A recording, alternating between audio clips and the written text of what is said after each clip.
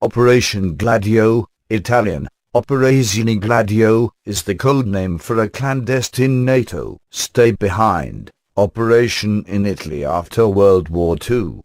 Its purpose was to continue anti-communist actions in the event of a shift to a Communist Party-led government. Although Gladio specifically refers to the Italian branch of the NATO stay-behind organizations, Operation Gladio is used as an informal name for all stay-behind organizations, sometimes called Super NATO. The name Gladio is the Italian form of gladius, a type of Roman short sword. Operating in many NATO and even some neutral countries, Gladio was part of a series of national operations first coordinated by the Clandestine Committee of the Western Union, CCWU, founded in 1948. After the creation of NATO in 1949, the CCWU was integrated into the Clandestine Planning Committee, CPC, founded in 1951 and overseen by SHAPE, Supreme Headquarters Allied Powers, Europe, transferred to Belgium after France's official withdrawal from NATO's Military Committee in 1966, which was not followed by the dissolution of the French stay-behind paramilitary movements.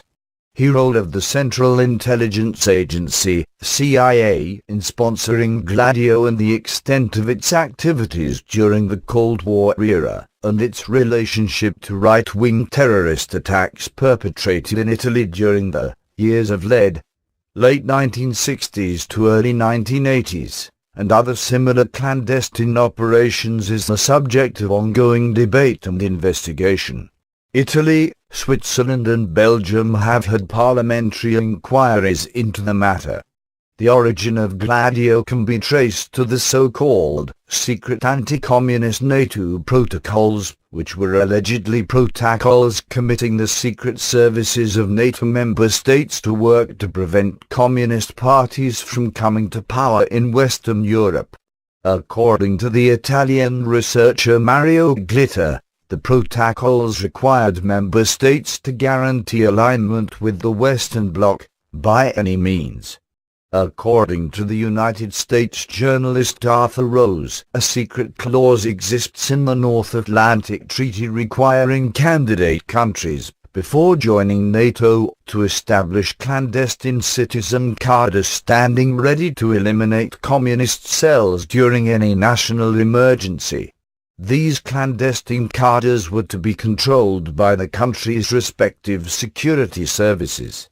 After World War II, the UK and the United States decided to create stay-behind paramilitary organizations, with the official aim of countering a possible Soviet invasion through sabotage and guerrilla warfare behind enemy lines.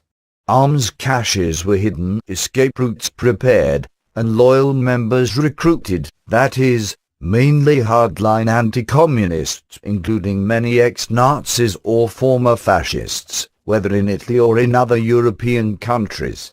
In Germany, for example, Gladio had as a central focus the Jehlenorg, also involved in Odessa, Ratlins, named after Reinhard Jehlen, who would become West Germany's first head of intelligence, while the predominantly Italian P2 Masonic Lodge was composed of many members of the neo-fascist Italian social movement, MSI, including Licio Gelli. Its clandestine cells were to stay behind, hence the name, in enemy-controlled territory, and to act as resistance movements, conducting sabotage, guerrilla warfare and assassinations. However, Italian Gladio was more far-reaching. A briefing minute of June 1, 1959, reveals Gladio was built around internal subversion. It was to play a determining role, not only on the general policy level of warfare, but also in the politics of emergency.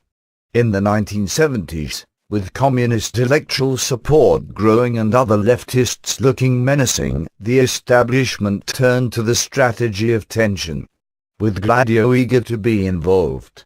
CIA Director Alan Dulles was one of the key people in instituting Operation Gladio, and most of Gladio's operations were financed by the CIA. The anti-communist networks, which were present in all of Europe, including in neutral countries like Sweden and Switzerland, were partly funded by the CIA. Some went as far as claiming that Christian Democrat, Democrazia Cristiana, leader Aldo Moro had been the founder of Italian Gladio. However, whether these allegations are correct or not, his murder in 1978 put an end to the historic compromise, sharing of power, attempt between the Italian Communist Party, PCI, and the Christian Democrats, DC, thus accomplishing one of the alleged objectives of the strategy of tension. Operating in all of NATO and even in some neutral countries such as Spain before its 1982 admission to NATO, Gladio was first coordinated by the Clandestine Committee of the Western Union, CCWU, founded in 1948. After the creation of NATO in 1949, the CCWU was integrated into the Clandestine Planning Committee, CPC, founded in 1951 and overseen by the SHAPE, Supreme Headquarters Allied Powers Europe, transferred to Belgium after France's official retreat from NATO, which was not followed by the dissolution of the French stay-behind paramilitary movements. Ganser alleges that, next to the CPC, a second secret army command center, labeled Allied Clandestine Committee, ACC, was set up in 1957 on the orders of NATO's Supreme Allied Commander in Europe, Sasseur. This military structure provided for significant the United States leverage over the secret stay-behind networks in Western Europe, as the Sasseur, throughout NATO's history, has traditionally been the United States general who reports to the Pentagon in Washington and is based in NATO's Supreme Headquarters Allied Powers Europe, SHAPE, in Mons, Belgium.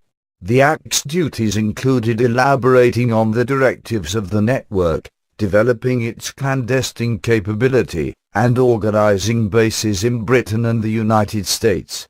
In wartime, it was to plan stay-behind operations in conjunction with SHAPE. According to former CIA Director William Colby, it was a major program.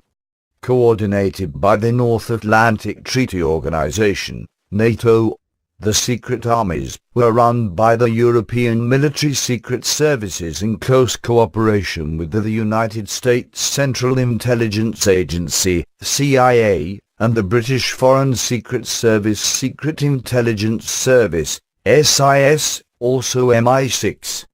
Trained together with the United States Green Berets and British Special Air Service, SAS, these clandestine NATO soldiers, armed with underground arms caches, prepared against a potential Soviet invasion and occupation of Western Europe, as well as the coming to power of communist parties.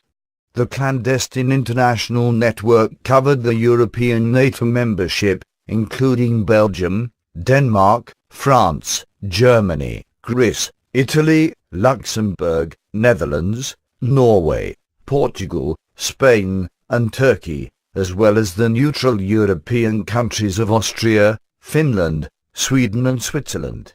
The Central Intelligence Agency's response to the series of accusations made by Mr. Ganser in his book regarding the CIA's involvement in Operation Gladio, deals with the fact that neither Ganser nor anyone else have solid evidence supporting their accusations. At one point in his book, Mr. Ganser even talks about the CIA's covert action policies as being terrorist in nature, and then accuses the CIA of using their networks for political terrorism. After being attacked by Ganser, the CIA has responded to these unfounded attacks by demonstrating that Daniele Ganser's sourcing is largely secondary, and that Ganser himself has complained about not being able to find any official sources to support his charges of the CIA's or any Western European government's involvement with Gladio. The existence of these clandestine NATO armies remained a closely guarded secret throughout the Cold War until 1990, when the first branch of the international network was discovered in Italy. It was codenamed Gladio, the Italian word for a short double-edged sword, gladius. While the press said that the NATO secret armies were "the best kept and most damaging political military secret since World War I," the Italian government, amidst sharp public criticism, promised to close down the secret army. Italy insisted identical clandestine armies had also existed in all other countries of Western Europe.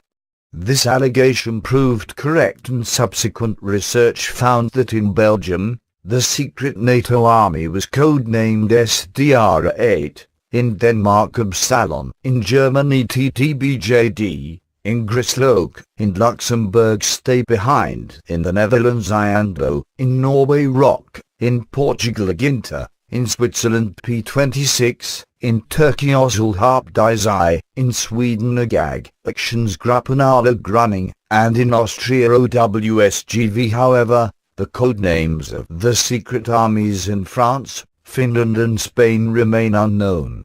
Upon learning of the discovery, the Parliament of the European Union (EU) drafted a resolution sharply criticizing the fact. Yet only Italy, Belgium and Switzerland carried out parliamentary investigations, while the administration of President George H.W. Bush refused to comment, being in the midst of preparations for war against Saddam Hussein in the Persian Gulf, and fearing potential damages to the military alliance. If Gladio was effectively the best kept and most damaging political military secret since World War II, it must be underlined, however, that on several occasions, arms caches were discovered and stay-behind paramilitary organizations officially dissolved, only to be created again. But it was not until the 1990s that the full international scope of the program was disclosed to public knowledge. Giulio Andreotti, the main character of Italy's post-World War II political life, was described by Aldo Moro to his captors as too close to NATO, Moro thus advising them to be wary. Indeed, before Andreotti's 1990 acknowledgement of Gladio's existence, he had, unequivocally, denied it in 1974, and then in 1978 to judges investigating the 1969 Piazza Fontana bombing, and even in 1990.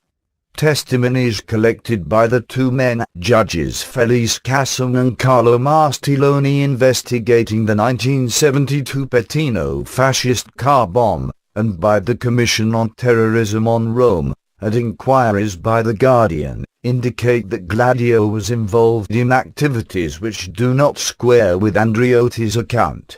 Links between Gladio, Italian Secret Services bosses, and the notorious P2 Masonic Lodge are manifold. In the year that Andreotti denied Gladio's existence, the P2 treasurer, General Ciro Rossetti, gave a generous account of a secret security structure made up of civilians. Parallel to the armed forces, there are also overlaps between senior Gladio personnel and the Committee of Military Men, Rosa dei Venti, Windrose, which tried to stage a coup in 1970. On November 22, 1990, the European Parliament passed a resolution condemning Gladio, requesting full investigations, which have yet to be done, and total dismantlement of these paramilitary structures. In 2005, the first academic examination of Gladio was published by Swiss historian Daniele Ganser. Mr. Ganser, as of 2010, is a senior researcher at the Center for Security Studies at the Federal Institute of Technology in Zurich, Switzerland. His book, NATO's secret armies, Operation Gladio and Terrorism in Western Europe, is a documented study of how Gladio operated. British journalist Philip Whelan, who by 2010 was writing for the UK Guardian and Observer newspapers, described in the book Puppet Masters, the political use of terrorism in Italy, how the United States intelligence services used their relationship with the P2 Masonic Lodge to prop up Christian Democrat governments, undermining the growing political influence of the Italian Communist Party. The 1990 European resolution condemned the existence for 40 years of a clandestine parallel intelligence, as well as armed operations organization in several member states of the community, which escaped all democratic controls and has been run by the secret services of the states concerned in collaboration with NATO. Denouncing the danger that such clandestine network may have interfered illegally in the internal political affairs of member states or may still do so, especially before the fact that, in certain member states, military secret services, or uncontrolled branches thereof, were involved in serious cases of terrorism and crime, the Parliament demanded a full investigation into the nature, structure, aims and all other aspects of these clandestine organizations or any splinter groups, their use for illegal interference in the internal political affairs of the countries concerned, the problem of terrorism in Europe and the possible collusion of the secret services of member states or third countries. Furthermore, the resolution protested vigorously at the assumption by certain the United States military personnel at SHAPE and in NATO of the right to encourage the establishment in Europe of a clandestine intelligence and operation network, asking the member states to dismantle all clandestine military and paramilitary networks, and to draw up a complete list of organizations active in this field, and at the same time to monitor their links with the respective state intelligence services and their links, if any, with terrorist action groups and or other illegal practices. Finally, the Parliament called on its competent committee to consider holding a hearing in order to clarify the role and impact of the Gladio organization and any similar bodies, and instructed its president to forward this resolution to the Commission, the Council, the Secretary-General of NATO, the governments of the member states and the United States government. The first academic examination of Gladio was published in 2005 by Swiss historian Daniele Ganser. Mr. Ganser is currently a senior researcher at the Center for Security Studies at the Federal Institute of Technology in Zurich, Switzerland. His book, NATO's Secret Armies, Operation Gladio and Terrorism in Western Europe, Gladio has been accused of trying to influence policies through the means of false flag operations. A 2000 Italian Parliamentary Commission report from the Olive Tree left-wing coalition concluded that the strategy of tension used by Gladio had been supported by the United States to stop the Italian Communist Party, and to a certain degree also the Italian Socialist Party, from reaching executive power in the country. Propaganda Due, also known as P2, a quasi-Freemasonic organization, whose existence was discovered in 1981, was said closely linked to Gladio. P2 was outlawed and disbanded in 1981, in the wake of the Banco Ambrosiano scandal, which was linked to the Mafia and to the Vatican Bank. Its Grand Master, Licio Gelli, was involved in most of Italy's scandals in the last 3 decades of the 20th century. Banco Ambrosiano's crash Tangentopoli, which gave rise to the Mani Pulite, Clean Hands, anti-corruption operation in the 1990s, the kidnapping and the murder of Aldo Moro in 1978, the head of the secret services at the time, accused of negligence, was a Pedalista, P2 member. Licio Gelli has often said he was a friend of Argentine President Juan Perón. In any case, some important figures of his circle were discovered to be Padoista, such as José López Rego, founder of the infamous anti-communist organization Tripola, and Provisional President Raúl Alberto Lasteri. Some members of later Jorge Videla's dictatorship were part of the P2 as well, such as Admiral Emilio Maciera and General Guillermo Serra Esmison. The Vatican Bank was also accused of funneling covert United States funds for the Solidarność trade union movement in Poland and the Contras in Nicaragua. Furthermore, Gladio has been linked to other events, such as Operation Condor and the 1969 killing of anti-colonialist and independentist Mozambican leader Eduardo Mondlane by a Ginta press, the Portuguese Stay Behind secret army, headed by Yves Guérin-Sérac. The allegation on Mondlane's death is disputed, with several sources stating that Frelimo guerrilla leader Eduardo Mondlane was killed in a struggle for power within Frelimo. In 1995, Attorney General Giovanni Salvia accused the Italian secret services of having manipulated proofs of the Chilean secret police's, DINA, involvement in the 1975 terrorist attack on former Chilean Vice President Bernardo Leighton in Rome. A similar mode of operation can also be recognized in various Cold War events, for example between the June 20, 1973 Ziza massacre in Buenos Aires, Argentina, the 1976 Montejura massacre in Spain and the 1977 Taksim Square massacre in Istanbul, Turkey. After Giulio Andreotti's revelations and the disestablishment of Gladio, the last meeting of the Allied Clandestine Committee, ACC, was held according to the Italian Prime Minister on October 23 and 24, 1990.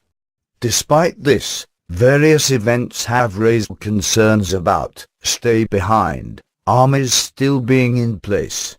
In 1996, the Belgian newspaper Le Soir revealed the existence of a racist plan operated by the military intelligence agencies.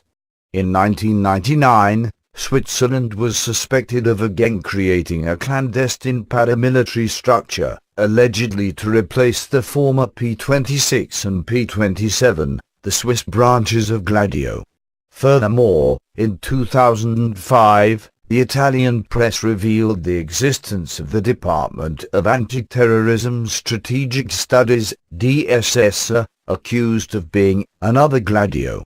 NATO's Stay Behind organizations were never called upon to resist a Soviet invasion, but their structures continued to exist after the collapse of the Soviet Union. Internal subversion and false flag operations were explicitly considered by the CIA and stay-behind paramilitaries. According to a November 13, 1990 Reuters cable, André Morin, a former member of the Belgian Military Security Service and of the Stay Behind network, said Gladio was not just anti-communist but was for fighting subversion in general. He added that his predecessor had given Gladio 142 million francs, $4.6 million, to buy new radio equipment. Gunser alleges that on various occasions, stay-behind movements became linked to right-wing terrorism, crime and attempted coups d'état. Prudent precaution or source of terror? The international press pointedly asked when the secret stay-behind armies of NATO were discovered across Western Europe in late 1990. After more than 10 years of research, the answer is now clear: both. The overview above shows that based on the experiences of World War II, all countries of Western Europe, with the support of NATO, the CIA, and MI6, had set up stay-behind armies as precaution against a potential Soviet invasion. While the safety networks and the integrity of the majority of the secret soldiers should not be criticized in hindsight after the collapse of the Soviet Union, very disturbing questions do arise with respect to reported links to terrorism. There exist large differences among the European countries, and each case must be analyzed individually in further detail. As of now, the evidence suggests the secret armies in the 7 countries, Denmark, Finland, Norway, Luxembourg, Switzerland, Austria, and the Netherlands, focused exclusively on their stay-behind function and were not linked to terrorism. However, links to terrorism have been either confirmed or claimed in the 9 countries, Italy, Ireland, Turkey, Germany, France, Spain, Portugal, Belgium, and Sweden, demanding further investigation. According to Daniele Garza, only Italy, Belgium and Switzerland carried on parliamentary investigations, while the prosecution of various black terrorists, terrorismo nero, fascist terrorism, in Italy was difficult.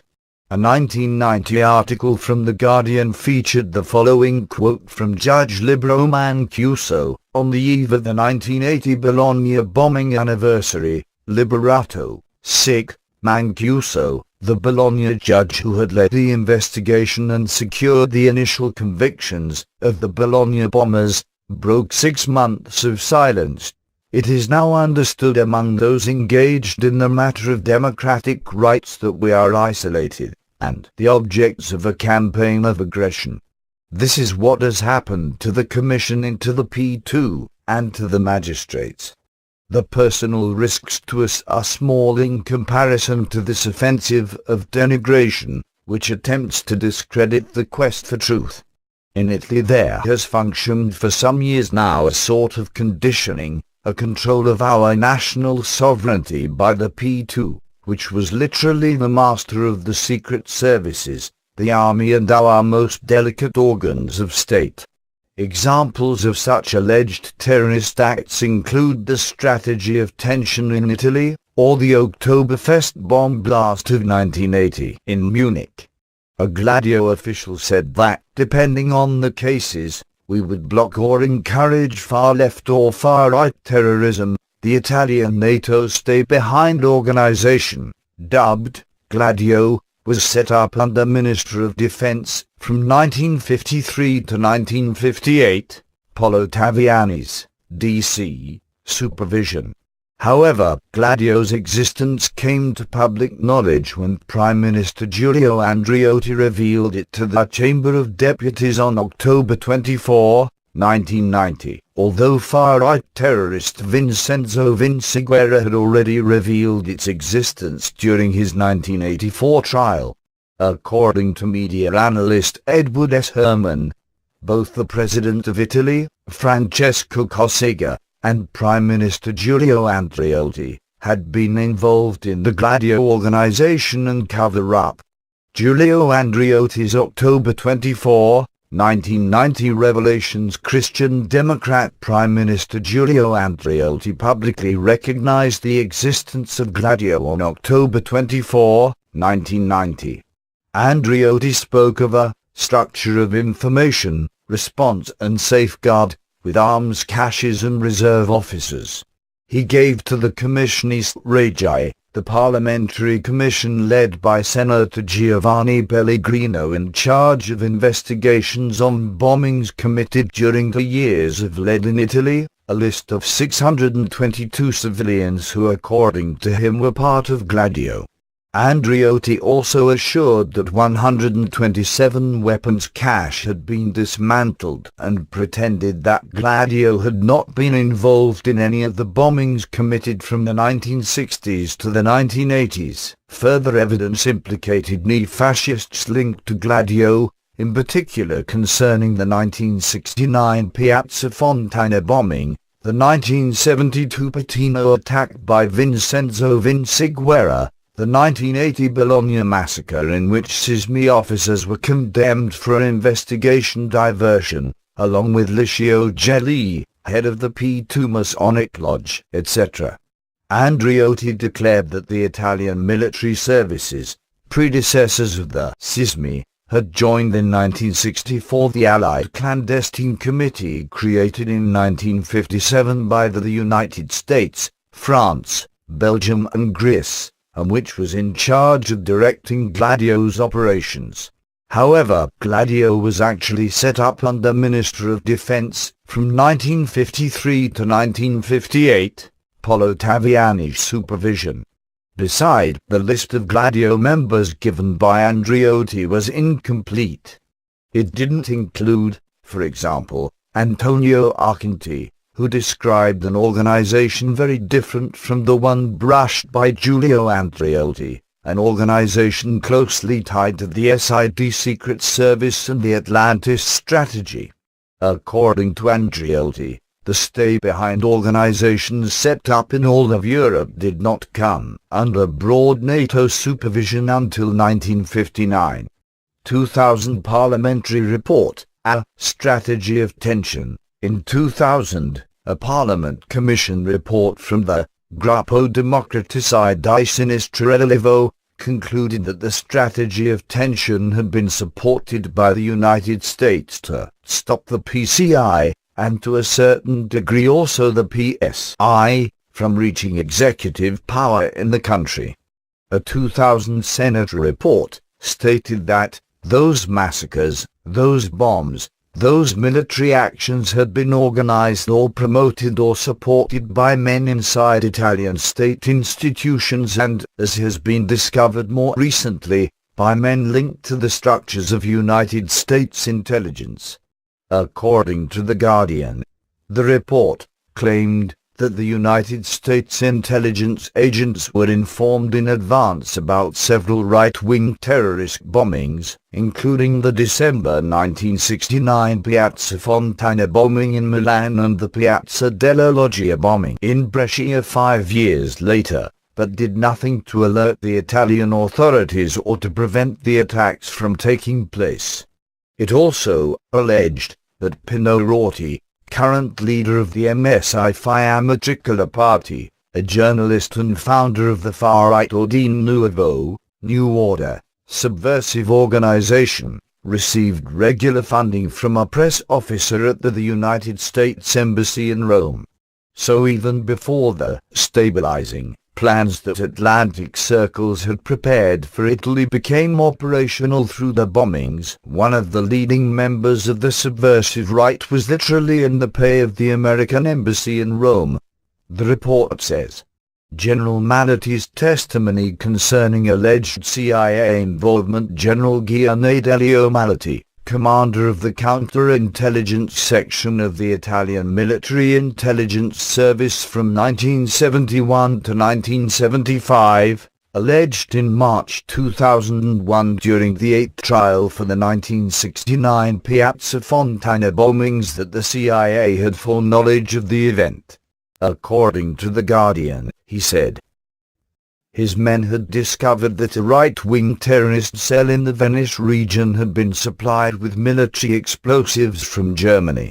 Those explosives may have been obtained with the help of members of the United States intelligence community, an indication that the Americans had gone beyond the infiltration and monitoring of extremist groups to instigating acts of violence. General Maletti told the Italian court that the CIA, following the directives of its government, wanted to create an Italian nationalism capable of halting what it saw as a slide to the left, and, for this purpose, it may have made use of right-wing terrorism, and continued on by declaring, I believe this is what happened in other countries as well. Giannadelio Maletti also said to the court, don't forget that Nixon was in charge, and Nixon was a strange man, a very intelligent politician but a man of rather unorthodox initiatives. General Maletti himself in the first Piazza Fontana trial received a 4-year sentence for providing a false passport to one of the accused bombers. This sentence was overturned in 1985. Maletti received, while in exile, a 15-year sentence in 2000 for his role in trying to cover up a 1973 bomb attack in Milan against the Interior Minister, Mariano Ruma, D.C., 4 killed and 45 injured, but was acquitted on appeals. According to the court, General Malati knew in advance of the plan of the attacker, Gianfranco Bertoli, allegedly an anarchist but in reality a right-wing activist and a long-standing SID informant, according to The Guardian, but had deliberately failed to inform the Interior Minister of it. Responding to charges made by Malati in La Repubblica 1 year earlier, the CIA called the allegation that it was involved in the attacks in Italy ludicrous. A quick chronology of Italy's strategy of tension. 1964 piano solo. In 1964, Gladio was involved in a silent coup d'etat when General Giovanni Di Lorenzo in the so-called piano solo operation alone forced the Italian socialist ministers to leave the government. 1969 Piazza Fontana bombing. According to Avanguardia Nazionale member Vincenzo Vinciguerra, the December 1969 explosion was supposed to be the detonator which would have convinced the political and military authorities to declare a state of emergency. 1970 Golp Wars. In 1970, the failed coup attempt Golp Wars gathered around fascist Giunio Valerio Bor's, international terrorist Stefano Delci and P2 Grandmaster Licio Gelli. 1972 Gladio meeting. According to The Guardian, General Geraldo Cervalli, a former head of Office R, told the Terrorism Commission that at a crucial Gladio meeting in 1972, at least half of the upper echelons had the idea of attacking the communists before an invasion. They were preparing for civil war. Later, he put it more bluntly. They were saying this: why wait for the invaders when we can make a preemptive attack now on the communists who would support the invader? The idea is now emerging of a Gladio web made up of semi-autonomous cadres which, although answerable to their secret service masters and ultimately to the NATO CIA command, could initiate what they regarded as anti-communist operations by themselves, needing only sanction and funds from the existing, official, Gladio column. General Nino Luggers, head of SISMI from 1981 to 84, testified on the existence of a super Gladio of 800 men responsible for internal intervention against domestic political targets. May 31, 1972 Pettino massacre. Magistrate Felice Cassim discovered that the explosives used in the attack came from one of 139 secret weapons depots of a secret army organized under the codename Operazione Gladio. Neo-fascist Vincenzo Vinciguerra confessed in 1984 to Judge Felice Cassim of having carried out the Pettino terrorist attack, in which 3 policemen died, and for which the Red Brigades, BR, had been blamed before. Vinciguerra explained during his trial how he had been helped by Italian secret services to escape the police and to fly away to Francoist Spain. However, he was abandoned by NATO as soon as he started talking about Gladio, declaring, for example, during his 1984 trial, "With the massacre of Pettino and with all those that have followed, the knowledge should now be clear that there existed a real live structure, occult and hidden, with the capacity of giving a strategic direction to the outrages. This structure lies within the states itself. There exists in Italy a secret force parallel to the armed forces, composed of civilians and military men in an anti-Soviet capacity, that is, to organize a resistance on Italian soil against a Russian army.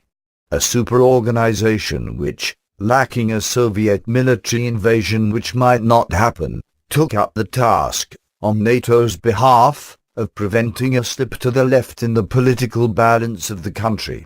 This they did, with the assistance of the official secret services and the political and military forces.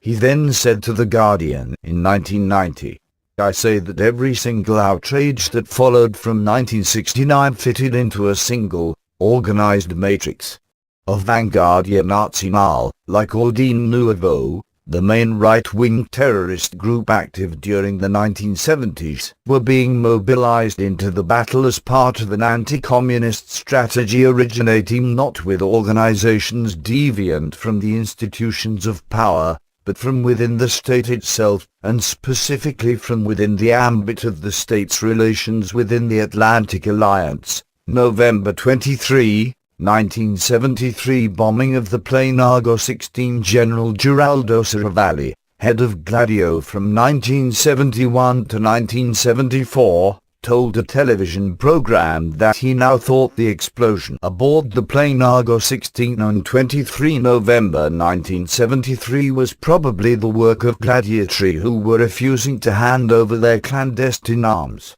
Until then it was widely believed the sabotage was carried out by Mossad, the Israeli Foreign Service, in retaliation for the pro-Libyan Italian government's decision to expel, rather than try, 5 Arabs who had tried to blow up an Israeli airliner. The Arabs had been spirited out of the country on board the Argo 16. 1974 Piazza della Loggia bombing, Italicus Express massacre, and arrest of Vito Misli, chief of the Army Intelligence Service and member of P2, on charges of conspiracy against the state. In 1974, a massacre committed by Ordine Nouveau, during an anti-fascist demonstration in Brescia, kills 8 and injures 102. The same year, a bomb in the Rome to Munich train, Italicus Express, kills 12 and injures 48. Also in 1974, Vito Misli, P2 member, chief of the SEO's Servizio Informazioni, Army Intelligence Service from 1969 and SIDS head from 1970 to 1974, got arrested on charges of conspiration against the state, concerning investigations about Trossa dei Venti, a state-infiltrated group involved in terrorist acts. During his trial, he revealed the existence of a NATO state behind secret army. 1977 reorganization of Italian secret services following Vito Misli's arrest in 1977, the secret services were thus reorganized in a democratic attempt.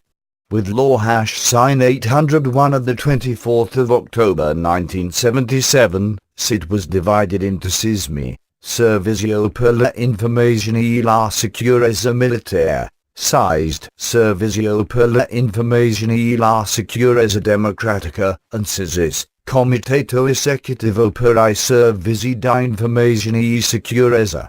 The SISIS was given a coordination role, led by the President of Council. 1978 murder of Aldo Moro. Prime Minister Aldo Moro was murdered in May 1978 by the 2nd Dread Brigades, BR, headed by Mario Moritti, in obscure circumstances. The head of the Italian Secret Services, accused of negligence, was a P2 member.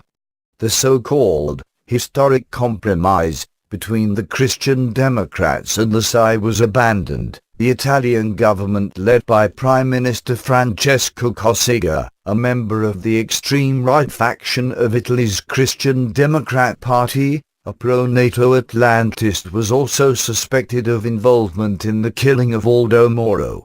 As the conspiracy theorists would have it, Mr. Moro was allowed to be killed either with the acquiescence of people high in Italy's political establishment, or at their instigation, because of the historic compromise he had made with the Communist Party. During his captivity, Aldo Moro wrote several letters to various political figures, including Giulio Andreotti. In October 1990, a cache of previously unknown letters written by the former Prime Minister, Aldo Moro, just prior to his execution by Red Brigade terrorists in 1978. was discovered in a Milan apartment which had once been used as a Red Brigade hideout. One of those letters made reference to the involvement of both NATO and the CIA in an Italian-based secret service, parallel army.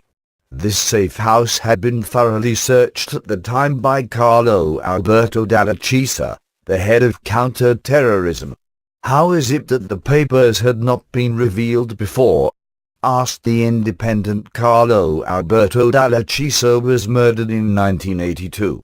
In May 1978, investigative journalist Mino Pecorelli thought that Aldo Moro's kidnapping had been organized by a lucid superpower, and was inspired by the logic of Yalta.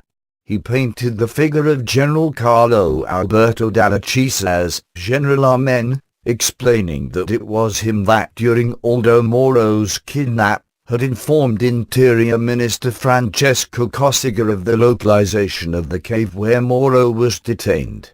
In 1978, Pecorelli wrote that Dalla Chiesa was in danger and would be assassinated.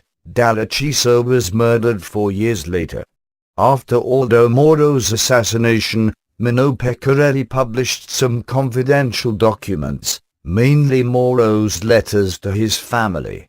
In a cryptic article published in May 1978, wrote The Guardian in May 2003, Pecorelli drew a connection between Gladio, NATO's stay-behind anti-communist organization, which existence was publicly acknowledged by Prime Minister Giulio Andreotti in October 1990, and Moro's death.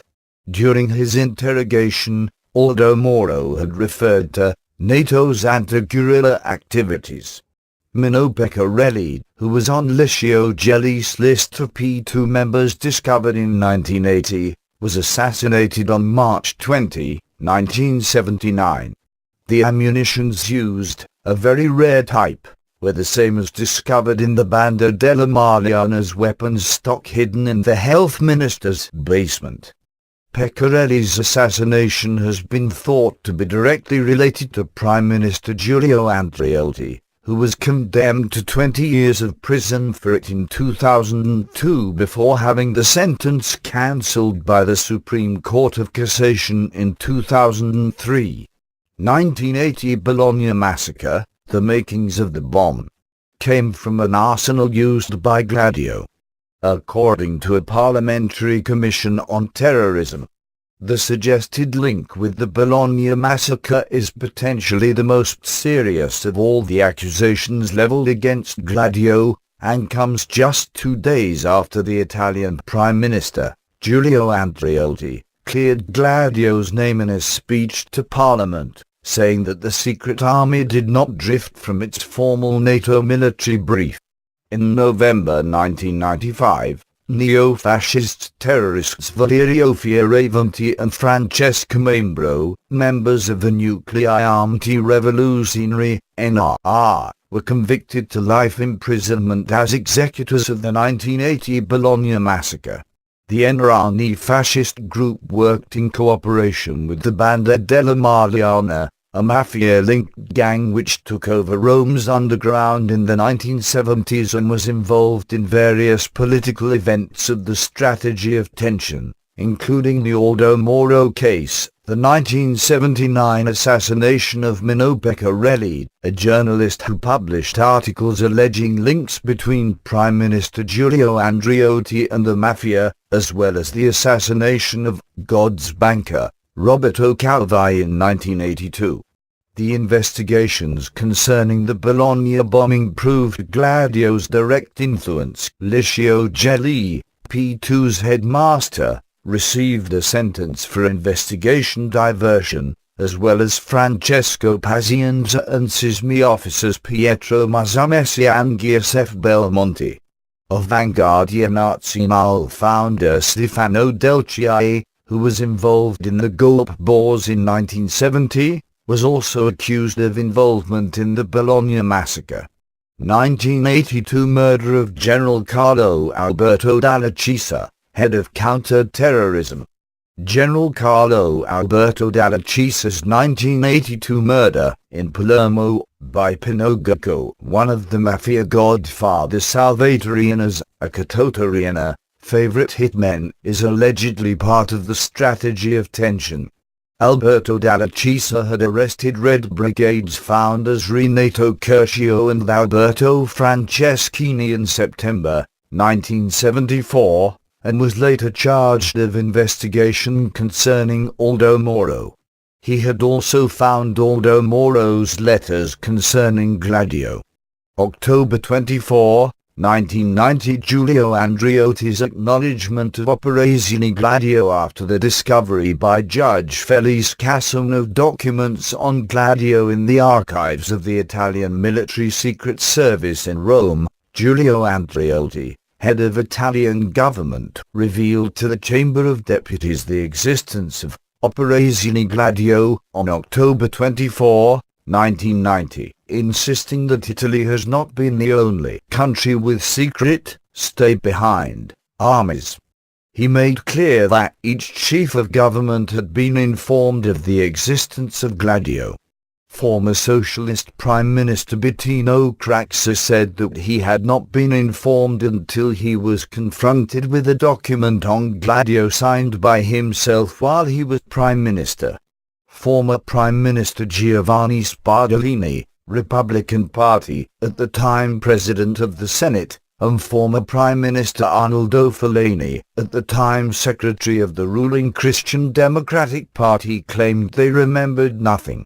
Spadolini stressed that there was a difference between what he knew as former Defense Secretary and what he knew as former Prime Minister. Only former Prime Minister Francesco Cossiga, D.C., confirmed Andreotti's revelations, explaining that he was even proud and happy for his part in setting up Gladio as junior defense minister of the Christian Democratic Party. This lit up a political storm. Requests were made for Cossiga's, Italian president since 1985, resignation or impeachment for high treason. He refused to testify to the investigating Senate committee. Cossiga narrowly escaped his impeachment by stepping down on April 1992, 3 months before his term expired. 1998, David Carrot, officer of the United States Navy. David Carrot, officer of the United States Navy, was indicted by Magistrate Guido Salvini on charge of political and military espionage and his participation to the 1969 Piazza Fontana bombing, among other events. Judge Guido Salvini also opened up a case against Sergio Minato, Italian official for the U.S. NATO intelligence network, and Pentito Carlo Di Giulio.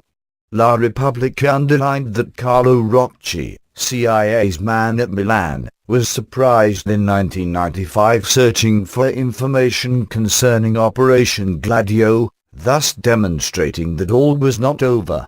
1969 Piazza Fontana bombing, which started Italy's Anni di Piombo, and the 1974 Italicus Expression train bombing were also attributed to Gladio operatives.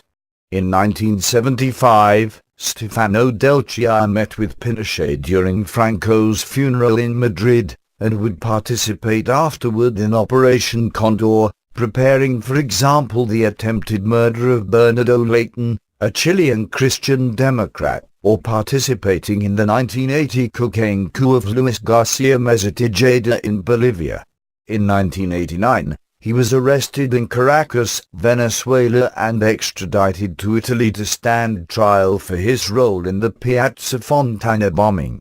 Despite his reputation, Delcia was acquitted by the Assize Court in Catanzaro in 1989, along with fellow accused Massimiliano Fascini. As yet no convictions have been made for the attack.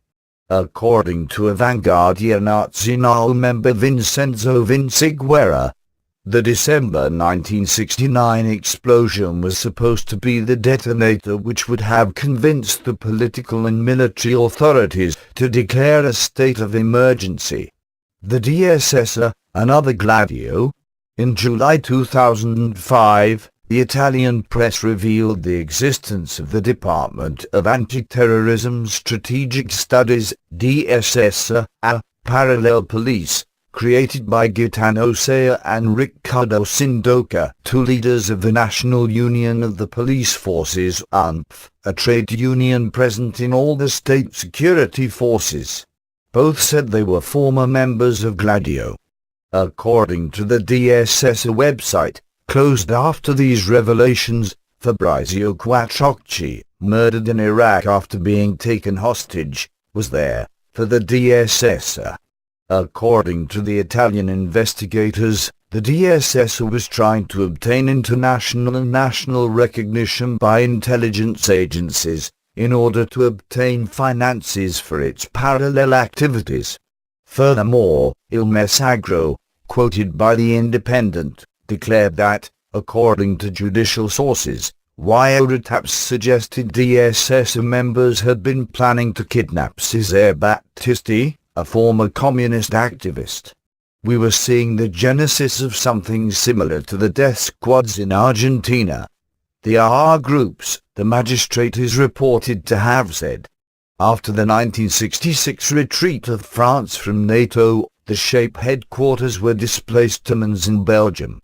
In 1990, following France's denial of any stay-behind French army, Giulio Andreotti publicly said the last Allied Clandestine Committee, a CC, meeting, at which the French branch of Gladio was present, had been on October 23 and 24, 1990, under the presidency of Belgian General Van Calster, director of the Belgian Military Secret Service SGR. In November, Guy Coem, the Minister of the Defense, acknowledged the existence of a Belgium stay-behind army, lifting concerns about a similar implication in terrorist acts as in Italy. The same year, the European Parliament sharply condemned NATO and the United States in a resolution for having manipulated European politics with the stay-behind armies.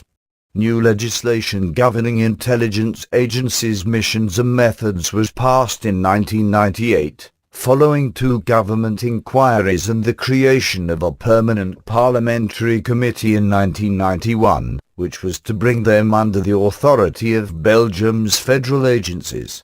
The commission was created following events in the 1980s, which included the Brabant massacres and the activities of far-right group Westland New Post.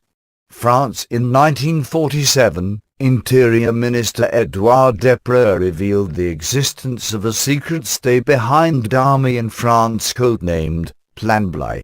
The next year, the Western Union Clandestine Committee, WUCC, was created to coordinate secret unorthodox warfare. In 1949, the WUCC was integrated into NATO, whose headquarters were established in France, under the name Clandestine Planning Committee, CPC.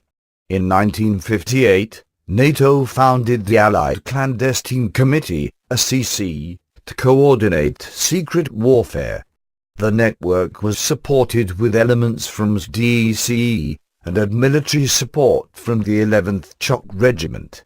The former director of DGSE, Admiral Pierre Lacoste, alleged in a 1992 interview with The Nation that certain elements from the network were involved with terrorist activities against de Gaulle and his Algerian policy. A section of the 11th Choc Regiment split over the 1962 Evian peace accords, and became part of the Organisation Armée Secrète, ORS, but it is unclear if this also involved members of the French stay-behind network. La Rose des Vents and Arc-en-Ciel, Rainbow, network were part of Gladio. François de Grossouva was Gladio's leader for the region around Lyon in France until his alleged suicide on April 7, 1994. Grossouva would have asked Constantin Melnik, leader of the French secret services during the Algerian War of Independence, 1954-62, to return to activity. he was living in comfortable exile in the United States, where he maintained links with the Rand Corporation. Konstantin Melnik is alleged to have been involved in the creation in 1952 of the Ordre Souverain du Temple Solaire, an ancestor of the Order of the Solar Temple, created by former MORC members, in which the SDECE, French former military intelligence agency, was interested. Denmark. The Danish stay-behind army was codenamed Absalon after a Danish archbishop and led by E.J. Harder. It was hidden in the military secret service Forsvarsefterretningstjeneste, FE. In 1978, William Colby, former director of the CIA, released his memoirs in which he described the setting up of stay-behind armies in Scandinavia. The situation in each Scandinavian country was different. Norway and Denmark were NATO allies. Sweden held to the neutrality that had taken her through 2 world wars, and Finland were required to defer in its foreign policy to the Soviet power directly on its borders. Thus, in one set of these countries the governments themselves would build their own stay-behind nets, counting on activating them from exile to carry on the struggle. These nets had to be coordinated with NATO's plans, their radios had to be hooked to a future exile location, and the specialized equipment had to be secured from CIA and secretly cached in snowy hideouts for later use.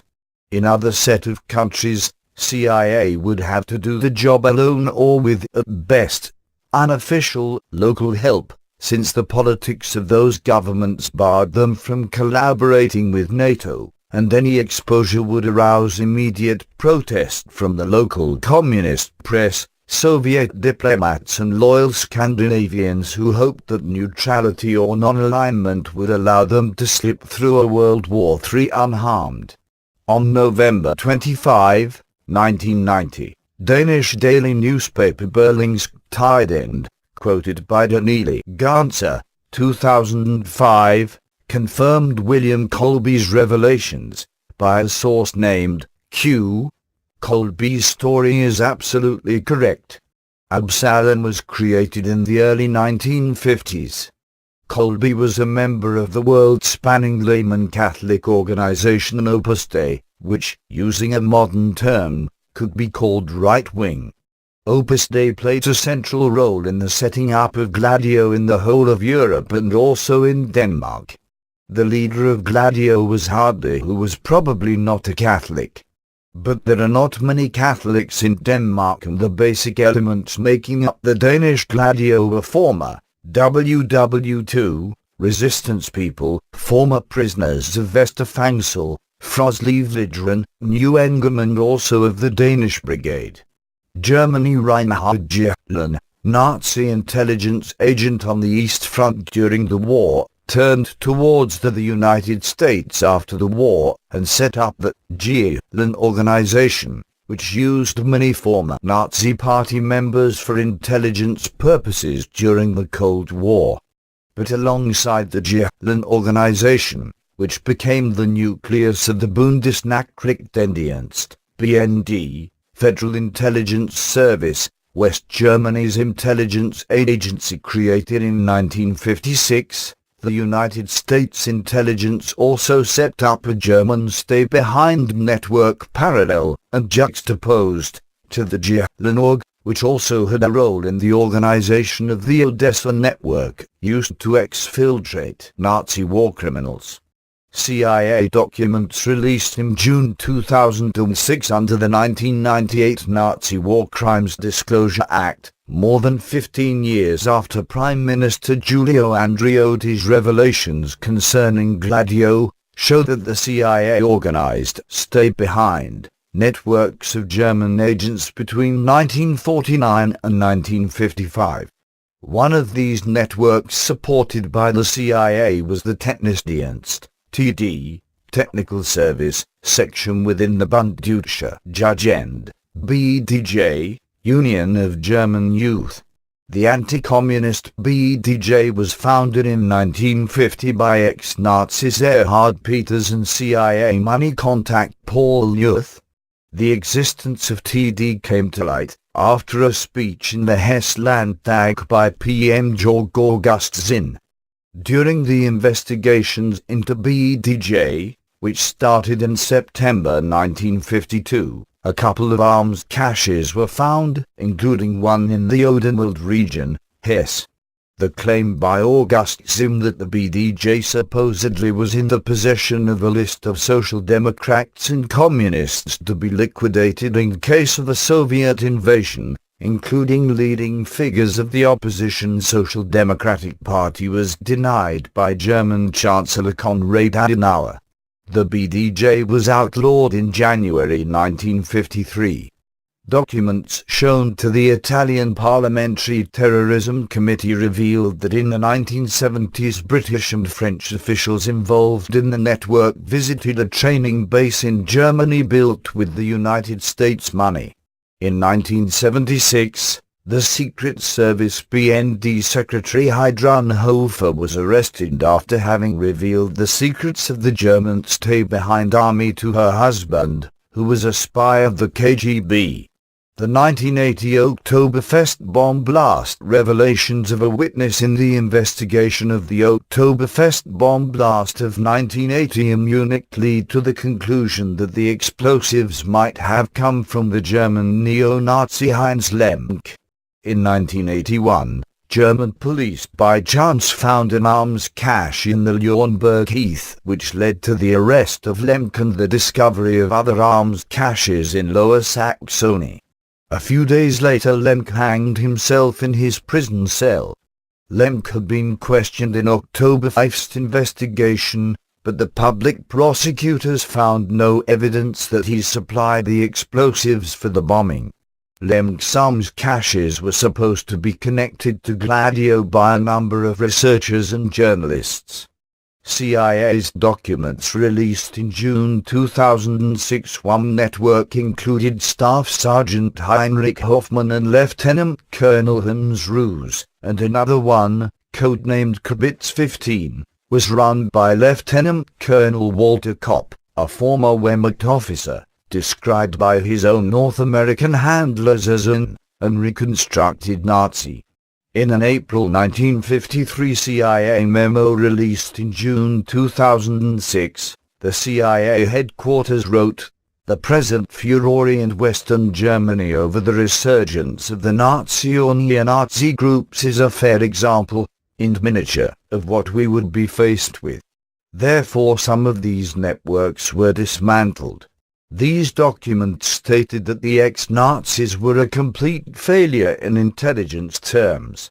According to Timothy Naftali, the United States historian from the University of Virginia who reviewed the CIA documents then released, the files showed time and again that these people were more trouble than they were worth. The unreconstructed Nazis were always out for themselves, and they were using the West's lack of information about the Soviet Union to exploit it. The United States NAR archives themselves stated in a 2002 communique concerning Reinhard Gehlen's recruiting of former Nazis that, besides the troubling moral issues involved, these recruitments opened the West German government, and by extension the United States, to penetration by the Soviet intelligence services.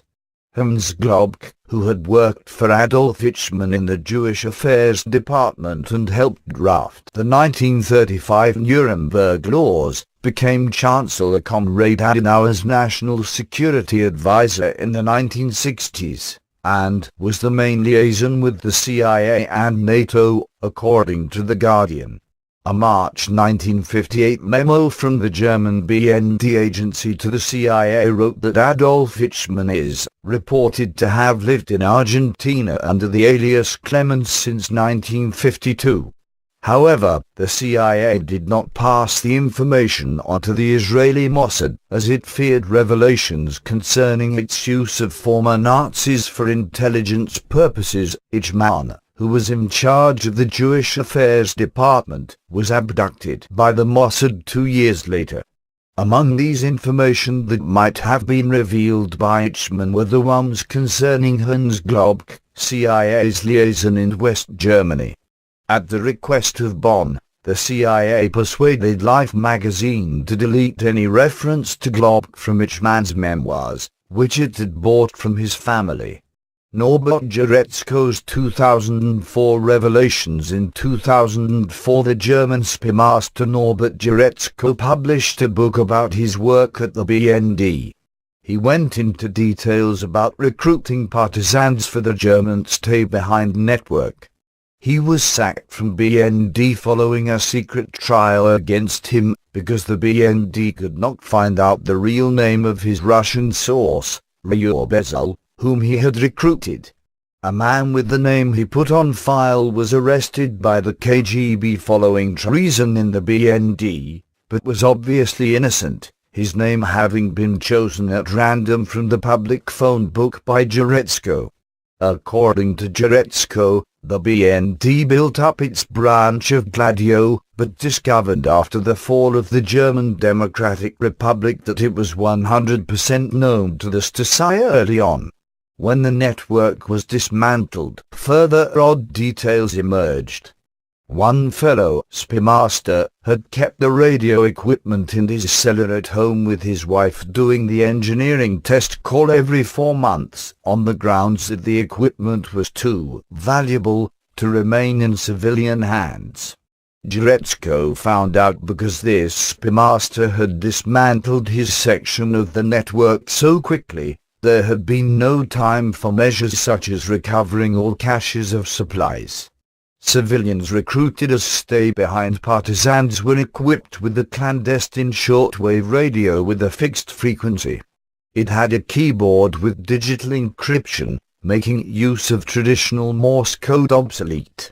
They had a cache of further equipment for signaling helicopters or submarines to drop special agents who were to stay in the partisans' homes while mounting sabotage operations against the communists.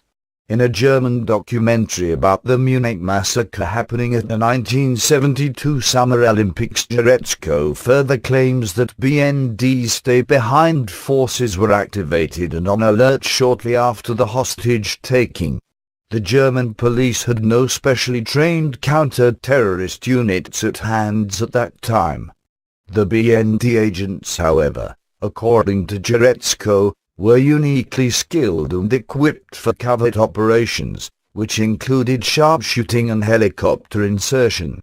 Due to fears of revealing the German stay-behind operation to the public, these vital forces were ultimately not used to free the Israeli hostages, resulting in the catastrophic outcome of the crisis and subsequent formation of the GSG-9 Counter-Terrorism and Special Operations Unit.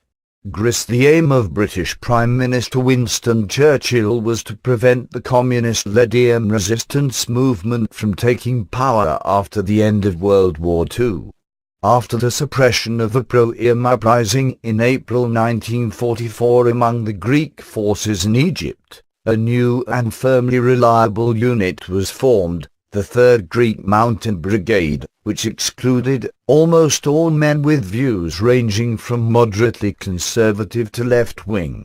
After liberation in October 1944, EM controlled most of the country. When it organized a demonstration in Athens on December 3, 1944, members of rightist and pro-royalist paramilitary organizations, covered by British troops and police with machine guns, posited on the rooftops, suddenly shot on the crowd, killing 25 protesters, including a 6-year-old boy, and wounding 148. This marked the outbreak of the Decembriana, which would lead to the Greek Civil War. When Greece joined NATO in 1952, the country's special forces, the Lokluchwaran Katadroman, that is, mountain raiding companies, were integrated into the European stay-behind network. The CIA and LOK reconfirmed on March 25, 1955 their mutual cooperation in a secret document signed by the United States General Draskett for the CIA, and Konstantinos Dovas, Chief of Staff of the Greek military. In addition to preparing for a Soviet invasion, the CIA instructed Logue to prevent a leftist coup. Former CIA agent Philip A.G., who was sharply criticized in the United States for having revealed sensitive information, insisted that paramilitary groups, directed by CIA officers, operated in the 60s throughout Europe, and he stressed that perhaps no activity of the CIA could be as clearly linked to the possibility of internal subversion. The Logue was involved in the Greek military coup d'etat on April 21, 1967, which took place 1 month before the scheduled national elections, for which opinion polls predicted an overwhelming victory of the centrist Centre Union of George and Andreas Papandreou. Under the command of paratrooper Lieutenant Colonel Kostas Aslanides, the Logue took control of the Greek Defence Ministry, while Brigadier General Stylianos Patakos gained control over communication centres, the Parliament, the Royal Palace, and according to detailed lists, arrested over 10,000 people. Philips Talbot, the United States ambassador in Athens, disapproved of the military coup which established the regime of the colonels, 1967, 1974, complaining that it represented a rape of democracy. To which Jack Maury, the CIA chief of station in Athens, answered, "How can you rape a whore?" Arrested and then exiled in Canada and Sweden, Andreas Papandreou later returned to Greece, where he won the 1981 election for Prime Minister, forming the first socialist government of Greece's post-war history.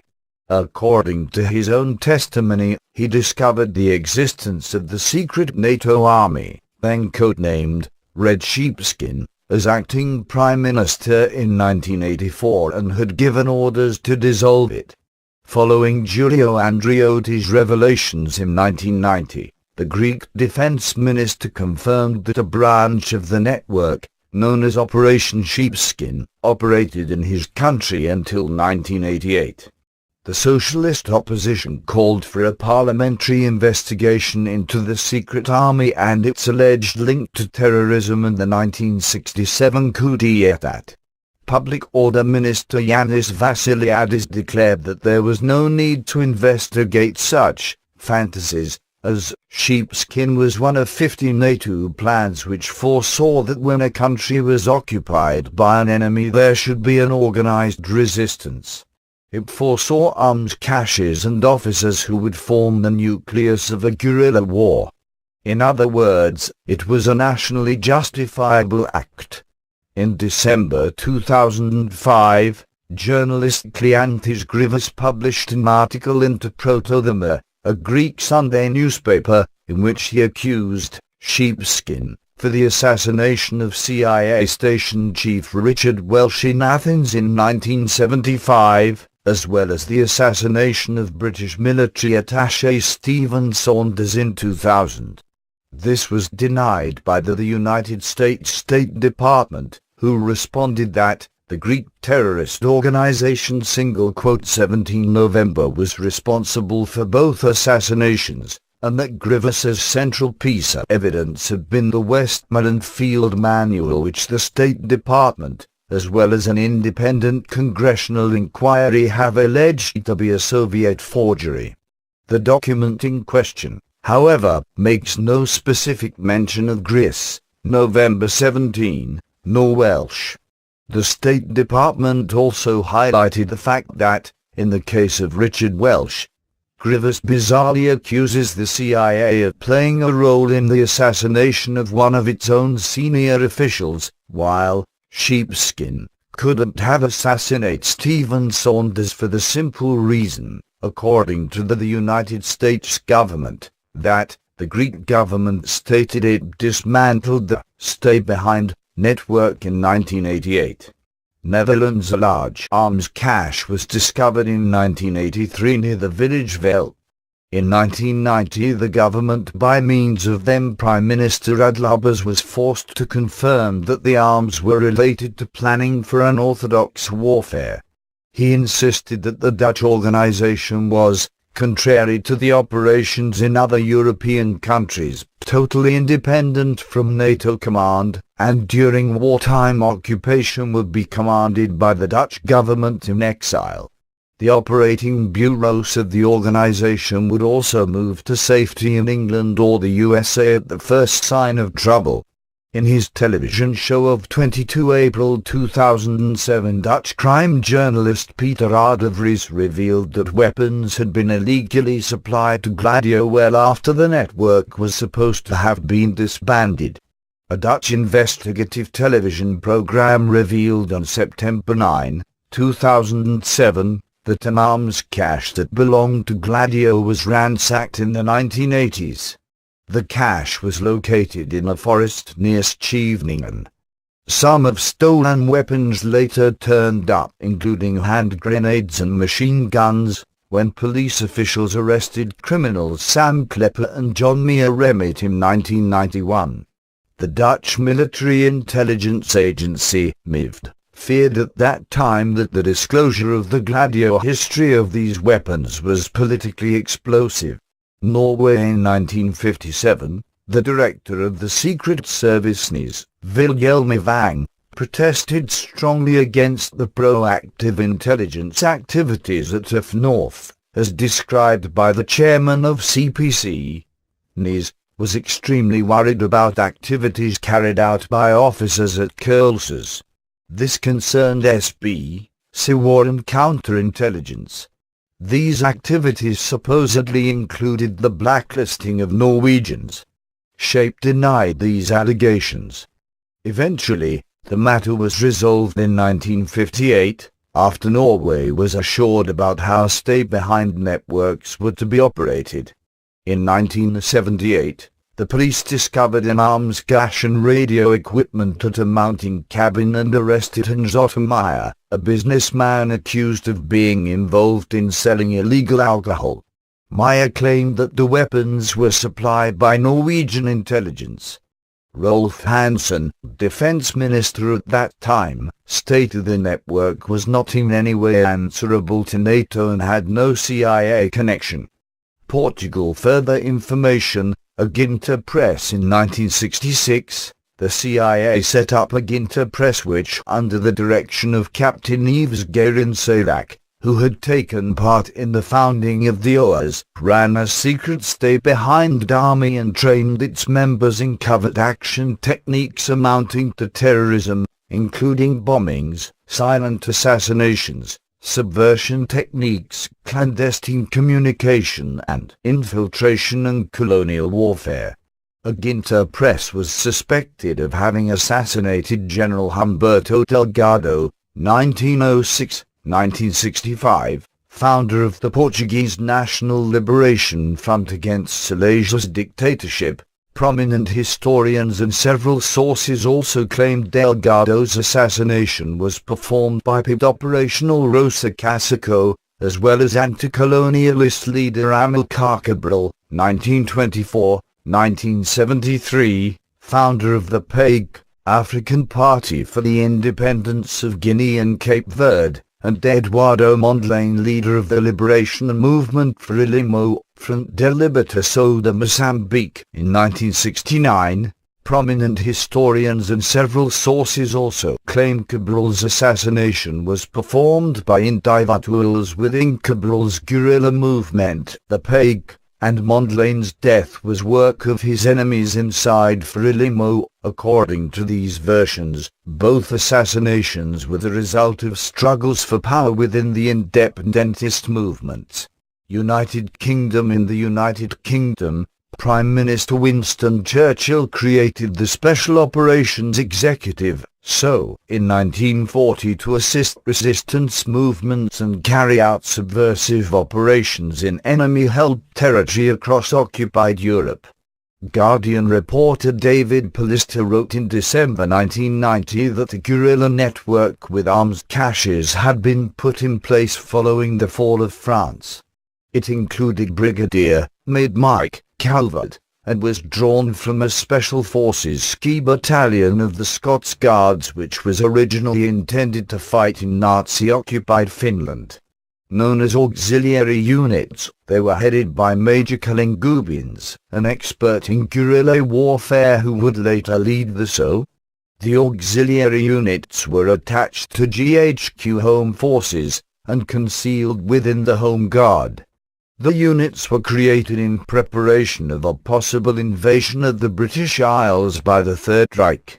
These units were allegedly stood down only in 1944. Several of their members subsequently joined the Special Air Service and saw action in France in late 1944. The unit's existence did not generally become known by the public until the 1990s, though a book on the subject was published in 1968. In fiction, Owen Shear's Resistance, 2008, set in Wales, takes as one of its central characters a member of the auxiliary units called to resist a successful German invasion. After the end of World War II, the stay-behind armies were created with the experience and involvement of former SO officers. Following Giulio Andreotti's October 1990 revelations, General Sir John Hackett, 1910-1997, former Commander-in-Chief of the British Army on the Rhine, declared on November 16, 1990 that a contingency plan involving stay-behind and resistance in depth was drawn up after the war. The same week, Sir Anthony Farrar Hockley, 1924-2006, former Commander-in-Chief of NATO's forces in Northern Europe from 1979 to 1982, declared to The Guardian that the secret arms network was established in Britain after the war. General John Hackett had written in 1978 a novel, The Third World War, August 1985, which was a fictionalized scenario of a Soviet army invasion of West Germany in 1985. The novel was followed in 1982 by The Third World War, The Untold Story, which elaborated on the original. Farrar Hockley had aroused controversy in 1983 when he became involved in trying to organize a campaign for a new Home Guard against eventual Soviet invasion. Gladio membership included mostly ex-servicemen but also followers of Oswald Mosley's pre-war fascist movement. General Saravalli's revelations. General Gerardo Saravalli, who commanded the Italian Gladio from 1971 to 1974, related that, in the 1970s the members of the CPC, Coordination and Planning Committee, were the officers responsible for the secret structures of Great Britain, France, Germany, Belgium, Luxembourg, the Netherlands and Italy. These representatives of the secret structures met every year in one of the capitals. At the stay-behind meetings, representatives of the CIA were always present. They had no voting rights and were from the CIA headquarters of the capital in which the meeting took place. Members of the United States Forces Europe Command were present, also without voting rights. Next to the CPC, a second secret command post was created in 1957, the Allied Clandestine Committee, AC. According to the Belgian Parliamentary Committee on Gladio, the AC was responsible for coordinating the stay-behind networks in Belgium, Denmark, France, Germany, Italy, Luxembourg, Holland, Norway, United Kingdom and the United States. During peacetime, the activities of the AC included elaborating the directives for the network, developing its clandestine capability and organizing bases in Britain and the United States. In wartime, it was to plan stay-behind operations in conjunction with SHAPE. Organizers were to activate clandestine bases and organize operations from there. General Saraval declared to the Commissione Stragi headed by Senator Giovanni Pellegrino that the Italian Gladio members trained at a military base in Britain. Documents shown to the committee also revealed that British and French officials members of Gladio had visited in the 1970s a training base in Germany built with the United States money. Column 88 was a neo-Nazi paramilitary organization based in the United Kingdom. It was formed in the early 1970s and disbanded in the early 1980s. The members of Column 88 undertook military training under the supervision of a former Royal Marine Commando, and also held regular gatherings attended by neo-Nazis from all over Europe. The name is code. The eighth letter of the alphabet, HH, represents the Nazi greeting Hail Hitler. Many suspected that this group were behind the arson attack that destroyed the Albanian Empire in Deptford, South London in July 1978 during the Rock Against Racism campaign.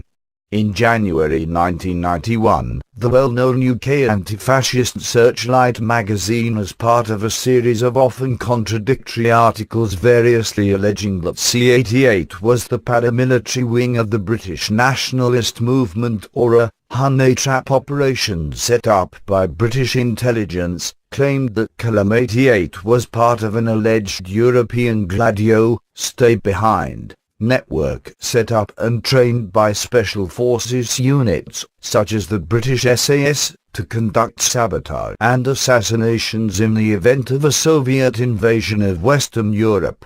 This European-wide underground network is also alleged to have recruited neo-Nazis in Norway, Sweden, Germany, Italy and other European countries. The Guardian's November 1990 revelations concerning plans under Margaret Thatcher. The Guardian reported on November 5, 1990, that there had been a secret attempt to revive elements of a parallel post-war plan relating to overseas operations in the early days of Mrs. Thatcher's Conservative leadership. According to the British newspaper, a group of former intelligence officers, inspired by the wartime Special Operations Executive, attempted to set up a secret unit as a kind of armed MI6 cell. Those behind the scheme included Erin Eve, Mrs. Thatcher's close advisor who was killed in a terrorist attack in 1979, and George Kennedy Young, a former deputy chief of the Secret Intelligence Service, MI6.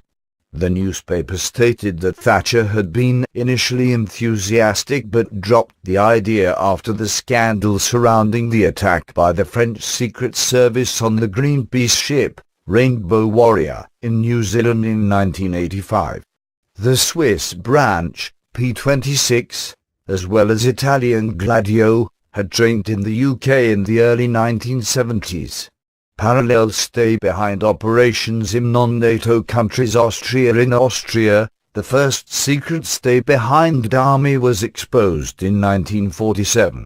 It had been set up by far-right Suske and Rosner, who both insisted during their trial that they were carrying out the secret operation with the full knowledge and support of the United States and British occupying powers.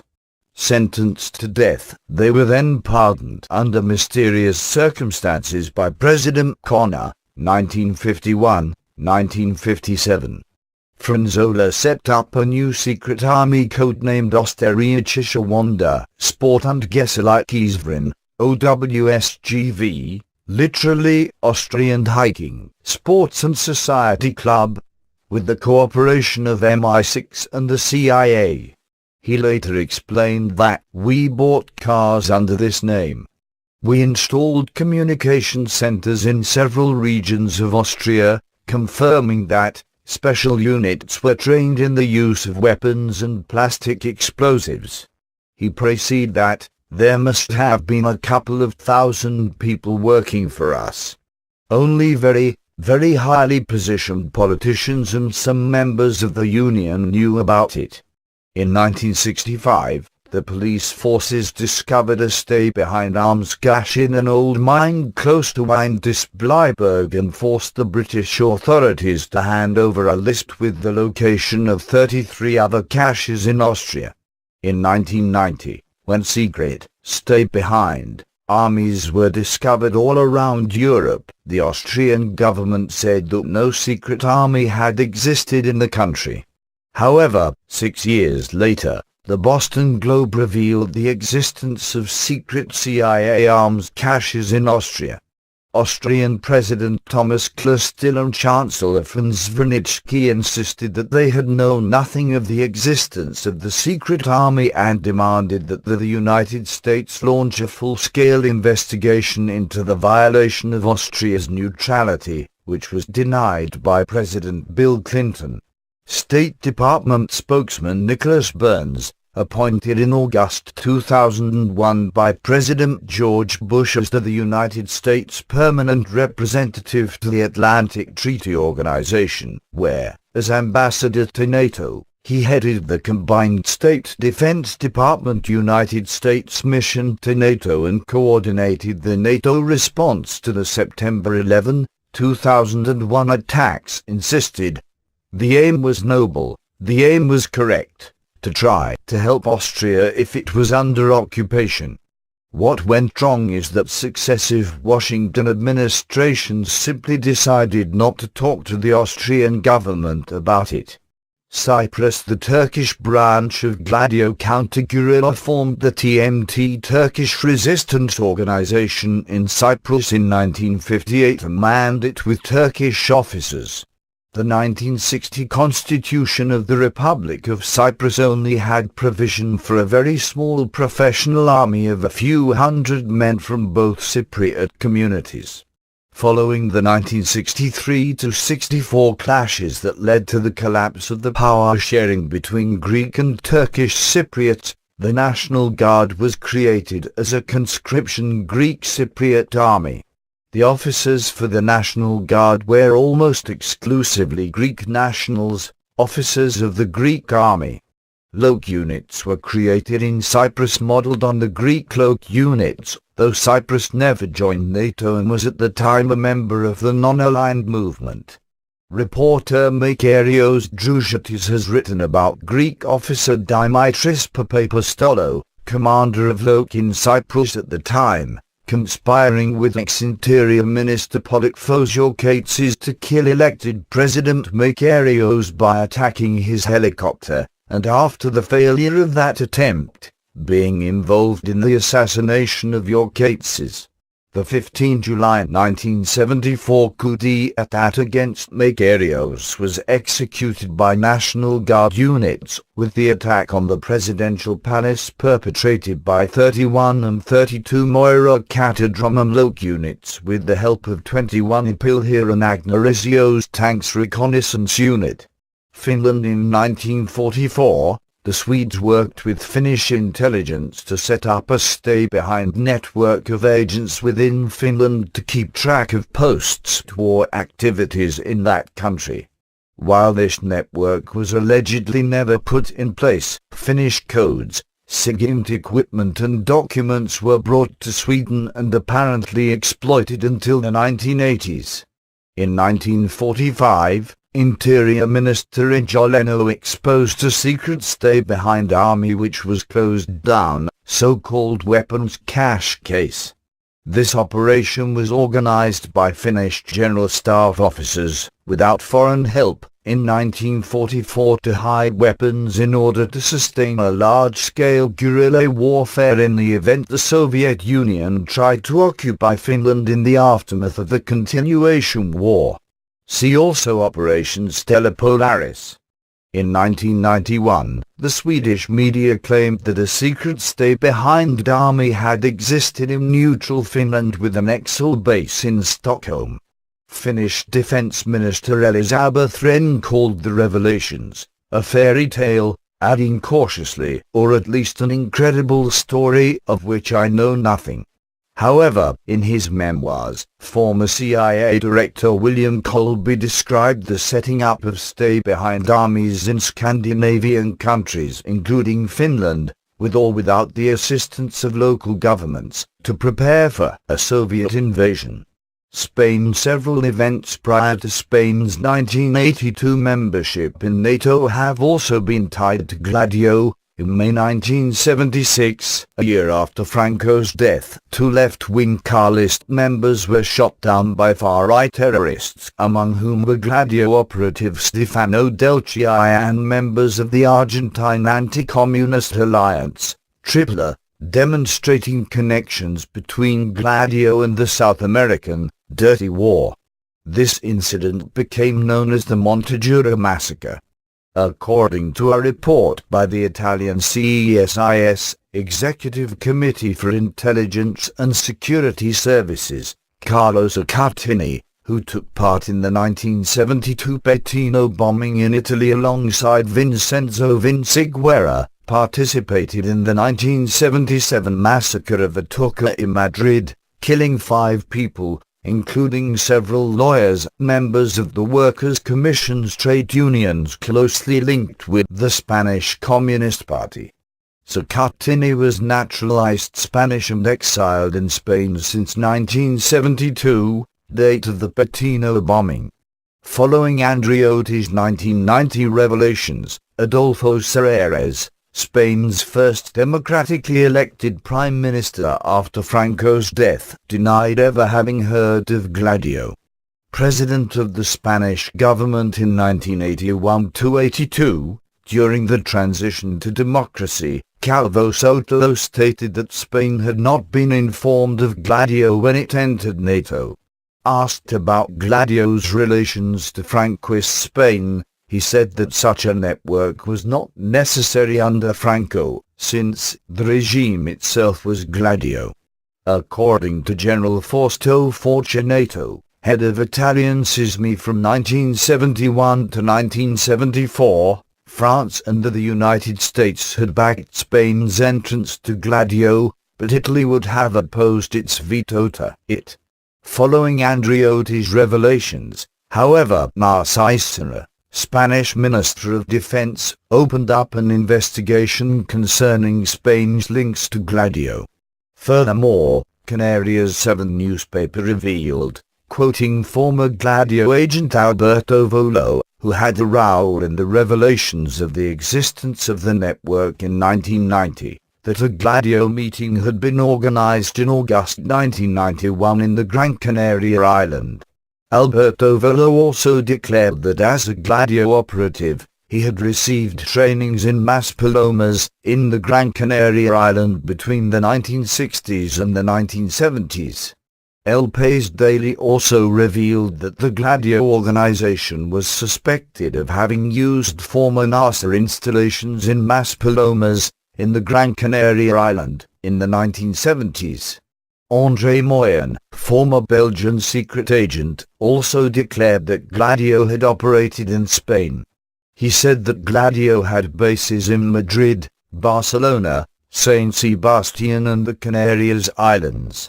Sweden. In 1951, CIA agent William Colby, based at the CIA station in Stockholm, supported the training of stay-behind armies in neutral Sweden and Finland and in the NATO members Norway and Denmark.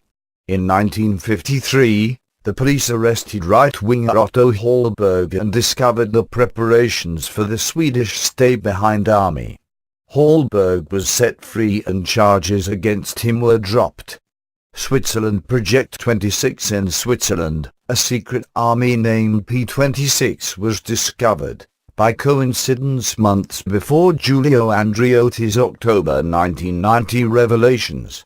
After the secret files scandal, Fischinafoy, Swiss Parliament was started investigating the Defense Department in the summer of 1990. According to Felix Vuorson of the ETH Zurich, P-26 was not directly involved in the network of NATO's secret armies, but it had close contact to MI6. Daniele Ganza, ETH Zurich, wrote in the Intelligence and National Security Review that following the discovery of the stay-behind armies across Western Europe in late 1990, Swiss and international security researchers found themselves confronted with two clear-cut questions. Did Switzerland also operate a secret stay-behind army? And if yes, was it part of NATO's stay-behind network? The answer to the first question is clearly yes. The answer to the second question remains disputed. Swiss Major Hans van Dijk published in 1958 Die Total Widerstand, Kriegseingletung für German, Total Resistance, Bien, 1958, concerning guerrilla warfare, a book of 180 pages about passive and active resistance to a foreign invasion, including detailed instructions on sabotage, clandestinity, methods to dissimulate weapons, struggle against police moles, etc. In 1990, Colonel Herbert Alboff, a former commander of the Swiss secret stay-behind Army P-26, declared in a confidential letter to the Defense Department that he was willing to reveal the whole truth. He was later found in his house, stabbed with his own military bayonet. The detailed parliamentary report on the Swiss secret army was presented to the public on November 17, 1990. According to The Guardian, P-26 was backed by P-27, a private foreign intelligence agency funded partly by the government, and by a special unit of Swiss Army intelligence which had built up files on nearly 8,000 suspect persons, including leftists, bill stickers, Jehovah's Witnesses, people with abnormal tendencies, and anti-nuclear demonstrators. On November, the Swiss government hurriedly dissolved P-26, the head of which, it emerged, had been paid £100,000 a year. In 1991, a report by Swiss magistrate Pierre Cornu was released by the Swiss Defense Ministry.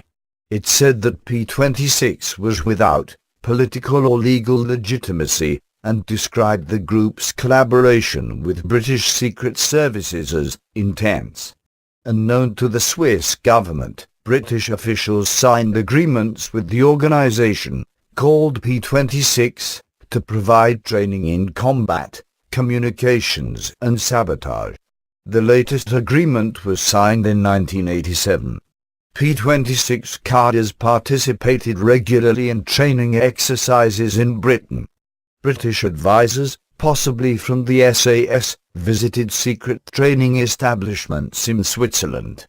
P-26 was led by Ephraim Kaplan, known to British intelligence.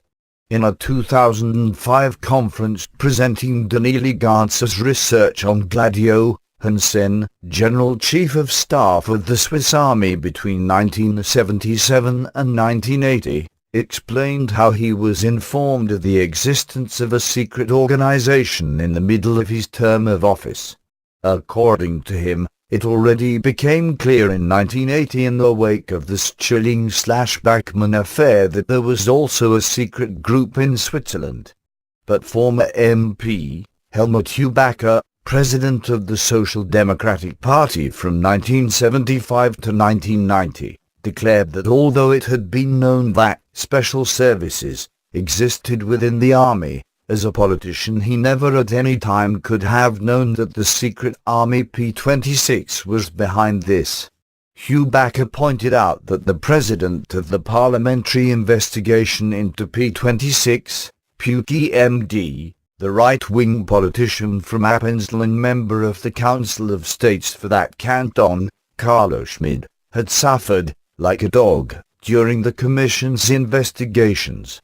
Carlo Schmid declared to the press, "I was shocked that something like that is at all possible," and said to the press he was glad to leave the conspirational atmosphere, which had waited upon him like a black shadow, during the investigations.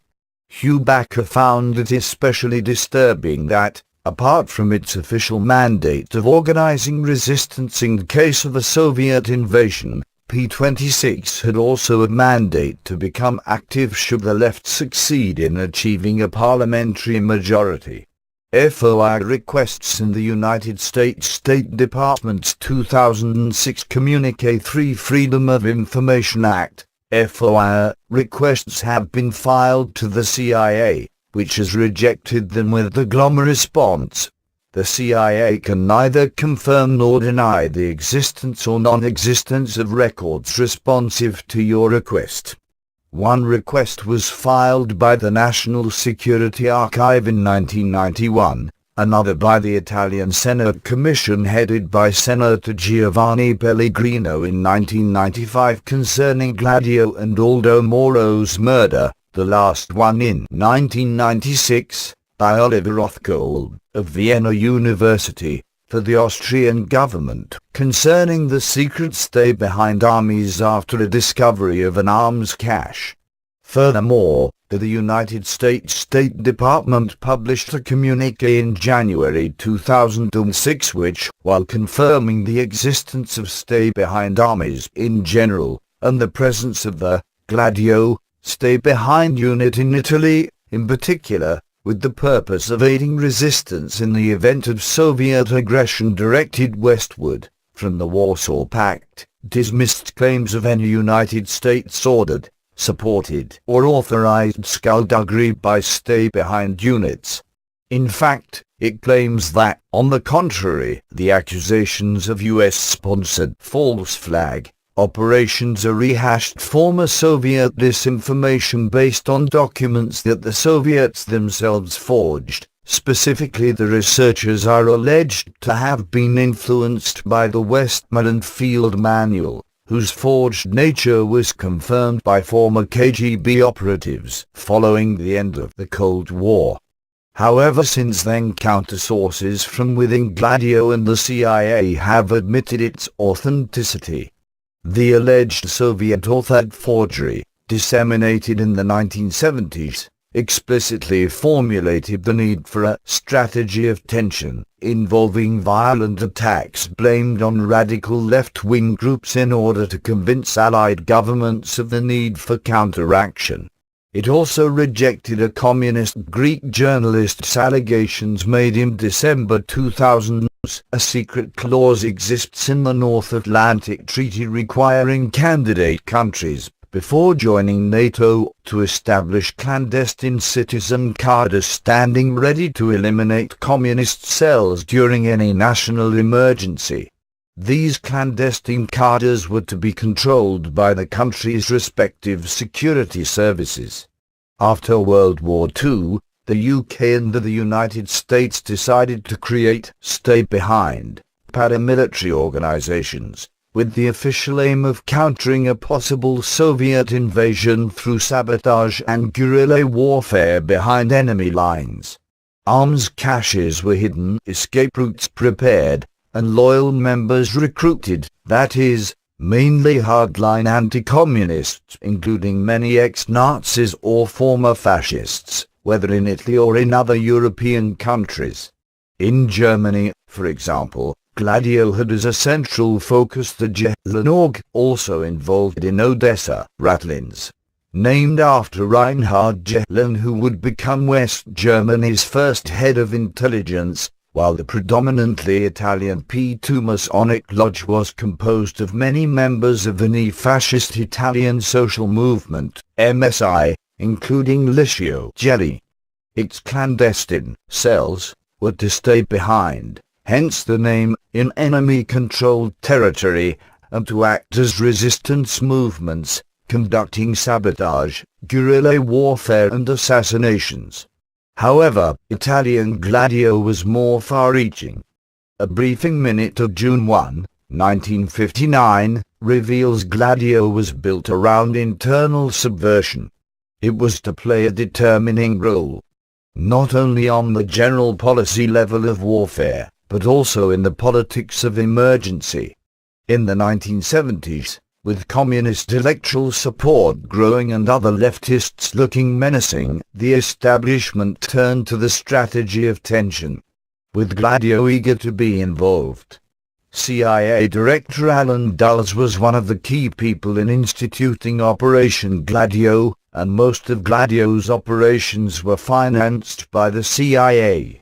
The anti-communist networks, which were present in all of Europe, including in neutral countries like Sweden and Switzerland, were partly funded by the CIA. Operation Gladio, Italian, Operazione Gladio is the codename for a clandestine NATO stay-behind operation in Italy after World War II.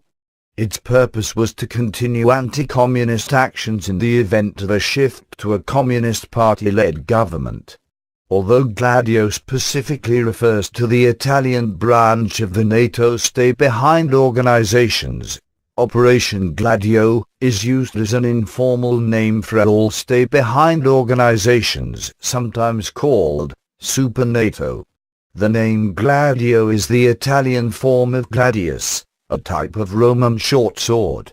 Operating in many NATO and even some neutral countries, Gladio was part of a series of national operations first coordinated by the Clandestine Committee of the Western Union, CCWU, founded in 1948.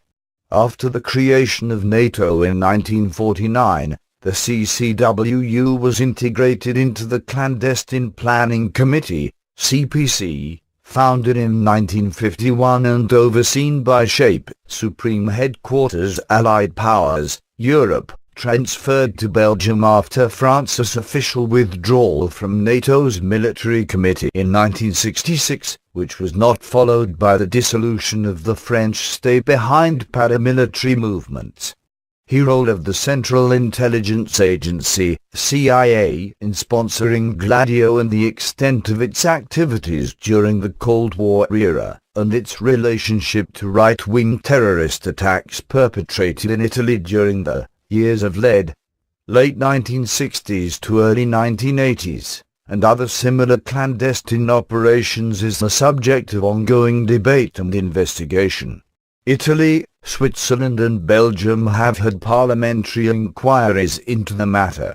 The origin of Gladio can be traced to the so-called secret anti-communist NATO protocols, which were allegedly protocols committing the secret services of NATO member states to work to prevent communist parties from coming to power in Western Europe.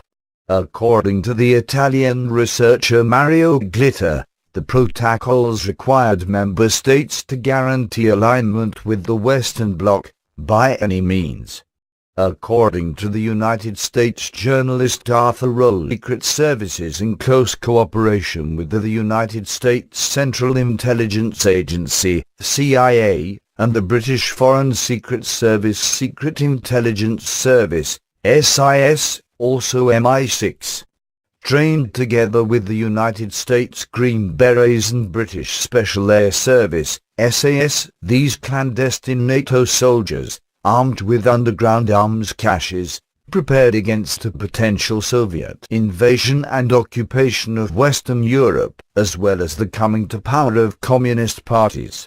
The clandestine international network covered the European NATO membership, including Belgium, Denmark, France, Germany, Greece, Italy, Luxembourg, Netherlands, Norway, Portugal, Spain, and Turkey, as well as the neutral European countries of Austria, Finland, Sweden and Switzerland.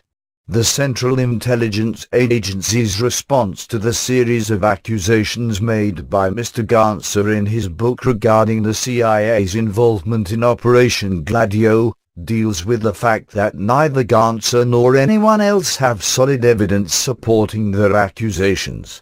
At one point in his book, Mr. Ganser even talks about the CIA's covert action policies as being terrorist in nature, and then accuses the CIA of using their networks for political terrorism.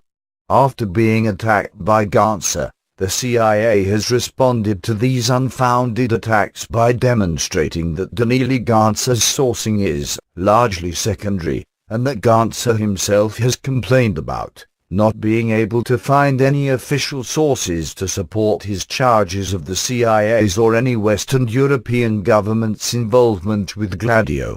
The existence of these clandestine NATO armies remained a closely guarded secret throughout the Cold War until 1990, when the first branch of the international network was discovered in Italy.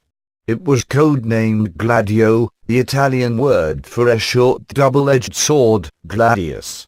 while the press said that the NATO secret armies were "the best kept and most damaging political military secret since World War I, the Italian government, amidst sharp public criticism, promised to close down the secret army.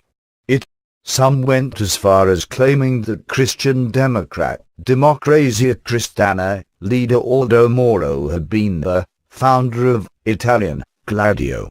However, whether these allegations are correct or not, his murder in 1978 put an end to the historic compromise, sharing of power, attempt between the Italian Communist Party, PCI, and the Christian Democrats, DC, thus accomplishing one of the alleged objectives of the strategy of tension.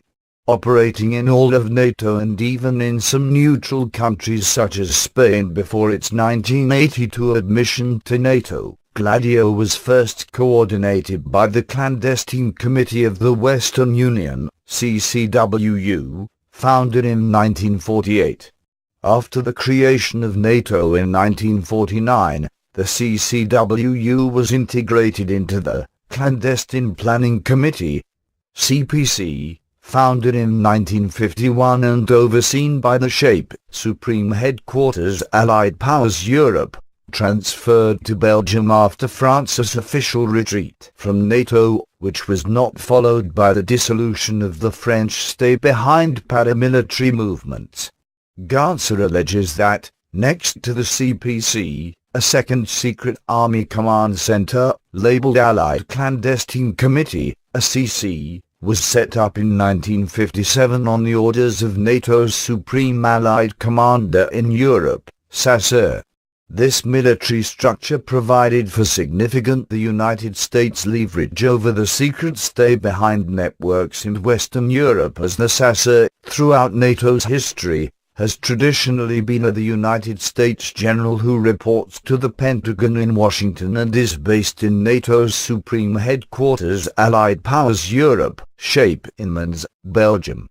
The Act's duties included elaborating on the directives of the network, developing its clandestine capability, and organizing bases in Britain and the United States. In wartime, it was to plan stay-behind operations in conjunction with SHAPE. According to former CIA Director William Colby, it was a major program. Coordinated by the North Atlantic Treaty Organization, NATO, the secret armies were run by the European military. Italy insisted identical clandestine armies had also existed in all other countries of Western Europe. This allegation proved correct, and subsequent research found that in Belgium, the secret NATO army was codenamed SDR-8, in Denmark Absalon, in Germany TTBJD, in Grisloke, in Luxembourg Stay Behind, in the Netherlands Iando, in Norway Rock, in Portugal Aginta, in Switzerland P26, in Turkey Ozulharp Dizai, in Sweden Agag, Aktionsgruppen Grunning, and in Austria OWSGV. However, the codenames of the secret armies in France, Finland and Spain remain unknown. Upon learning of the discovery, the Parliament of the European Union (EU) drafted a resolution sharply criticizing the fact. Yet only Italy, Belgium and Switzerland carried out parliamentary investigations, while the administration of President George H.W. Bush refused to comment, being in the midst of preparations for war against Saddam Hussein in the Persian Gulf, and fearing potential damages to the military alliance. If Gladio was effectively the best kept and most damaging political military secret since World War II, it must be underlined, however, that on several occasions, arms caches were discovered and stay-behind paramilitary organizations officially dissolved, only to be created again. But it was not until the 1990s that the full international scope of the program was disclosed to public knowledge. Giulio Andreotti, the main character of Italy's post-World War II political life, was described by Aldo Moro to his captors as too close to NATO, Moro thus advising them to be wary. Indeed, before Andreotti's 1990 acknowledgement of Gladio's existence, he had, unequivocally, denied it in 1974, and then in 1978 to judges investigating the 1969 Piazza Fontana bombing. And even in 1990. Testimonies collected by the two men, Judges Felice Casson and Carlo Mastiloni, investigating the 1972 Pettino fascist car bomb, and by the Commission on Terrorism on Rome, adding